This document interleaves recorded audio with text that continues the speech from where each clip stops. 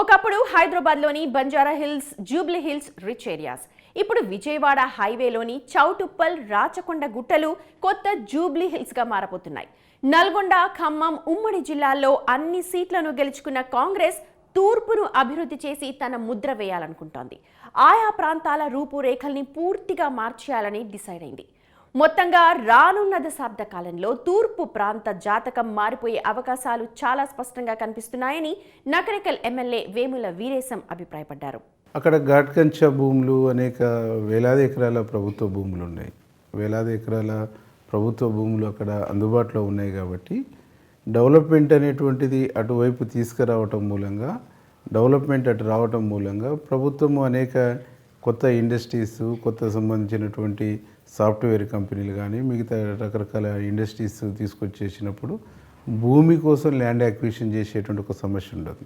అక్కడ భూమి అందుబాటులో ఉన్నది, అది ప్రభుత్వ భూమి ఉన్నది. ఇవన్నీ కూడా కలిసి వచ్చేటువంటి అవకాశం.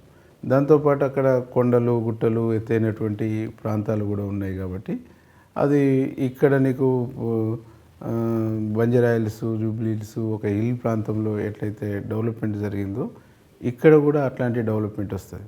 శివనగూడెం లాంటి ప్రాజెక్టులు ఇవన్నీ పూర్తి చేయడం మూలంగా అక్కడ నీటి లభ్యత కూడా పెరిగేసి 100%గా ఆ ప్రాంతము అన్ని విధాలుగా, అన్ని కోణాలుగా, అన్ని అంశాల్లో భౌగోళికంగా గచ్చిబౌలిలాగా డెవలప్ అయ్యేటువంటి అవకాశం 100% ఉన్నది.